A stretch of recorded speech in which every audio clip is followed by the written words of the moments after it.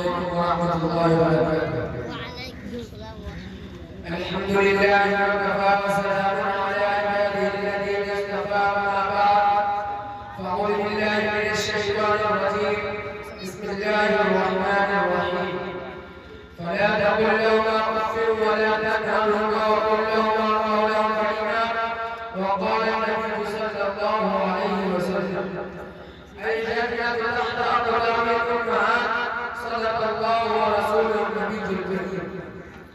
خدمت مادر بدر قدس بخشا تاکہ بخشا جلالہ نکنا. پیارے دوستو، آج کے اس مبارک مجلس میں میری تقریر کا عنوان والدین کا مقام ہے. اللہ پاک مجھے ہم سب کو بولنے اور اس پر عمل کرنے کی توفیق عطا فرمائے. خداوند نے اپنے دوسرے کلام پاک میں فرمایا کہ اپنے ماں باپ کو کفر مت کرو، نہ انہیں جھیلو اور ان سے نرمی کے ساتھ بات کرو. حدیث میں نبی پاک صلی اللہ علیہ وسلم نے فرمایا جنت مادہ کرنے میں ہے. ایک مرتبہ سرکار دو جہاں صلی اللہ علیہ وسلم سے سوال کیا گیا ما حق الوالدین علی ولدی یا رسول اللہ، اولاد کے اوپر ماں باپ کا کیا حق ہے؟ آپ نے فرمایا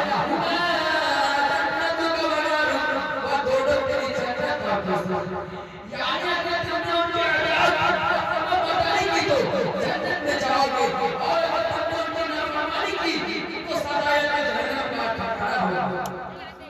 حدیث میں آتا ہے کہ اگر کوئی نیک اولاد اپنے ماں باپ کی طرف پیار و محبت کی نظر سے دیکھے تو اللہ پاک ایک مرتبہ دیکھنے پر مکمل ثواب عطا کرے گا. صحابہ نے عرض کیا چاہے ایک دن میں 100 مرتبہ دیکھے شاید تو جہاں صلی اللہ علیہ وسلم نے فرمایا جی ہاں خوش نصیب ہے وہ انسان جن کے والدین زندہ ہیں اور وہ ان کو پیار و محبت کی نظر سے دیکھتے ہیں اور اجر مقبول کا ثواب.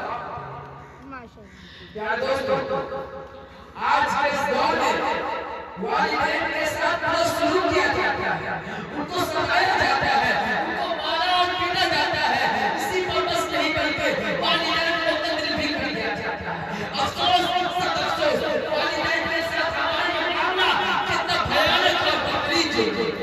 حدیث شریف میں آتا ہے کہ اللہ تبارک و تعالیٰ فرماتا ہے جس شخص کے والدین راضی ہو میں بھی اس سے راضی ہوں. حدیث میں آتا ہے کہ والدین کی دعا اولاد کے اپنے قبول ہوتی ہے.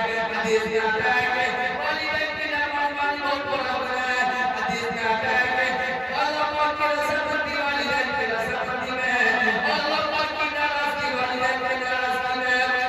حدیث میں آتا ہے کہ والدین کا نافرمان شب برات جیسے آمد میں بھی مغفرت اور رحمت سے محروم کر دیا جاتا ہے.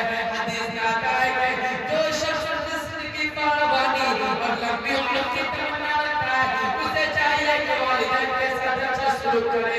حدیث میں آتا ہے کہ باپ جنت کے دروازوں میں سے ایک دروازہ ہے، اگر تم چاہو تو اس کو حاصل کر لو اور اگر تم چاہو تو اس کو ضائع کر دو. حدیث میں آتا ہے کہ جس نے ہر جمعہ کو اپنے والدین کی کمری کی زیارت کی تو اس کے گناہ معاف کر دیے جاتے ہیں اور جہنم سے نجات لکھی جاتی ہے. حدیث میں آتا ہے کہ ایک صحابی اپنے والدین کو روتا چھوڑ کر جہاد میں شرکت کے لیے تشریف لاتے ہیں. آپ صلی اللہ علیہ وسلم ان کو واپس لوٹا دیتے ہیں اور فرماتے ہیں جاؤ ان کو ایسا جیسا کہ تم نے ان کو رلایا ہے. حدیث میں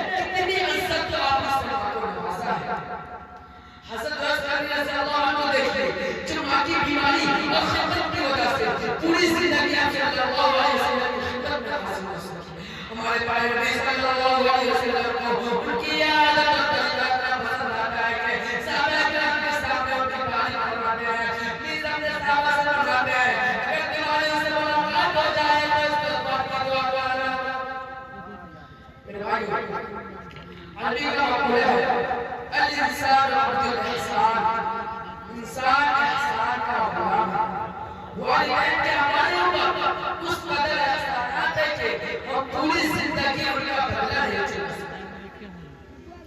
بچہ پیدا ہونے سے پہلے مسلسل 9 مہینے تک ماں حمل کرتی ہے، اس کے چلنے پھرنے، سونے جاگنے، کھانے پینے، حتیٰ کہ ہر چیز کا نظام درست ہو جاتا ہے۔ نہ دوڑ سکتی ہے، نہ کود سکتی ہے، نہ من پسند کھانا کھا سکتی ہے۔ جب بچہ کی پیدائش کا وقت آتا ہے تو اندیشہ ماں کو پیدا کرتا ہے، پر اس کا اندازہ ماں کے ساتھ کون کر سکتا ہے؟ نہ جانے کتنی مائل تو اس درد کو برداشت نہیں کر پاتی اور بچہ خاطر اپنی جان کا قربان کر دیتی ہے۔ بچہ پیدا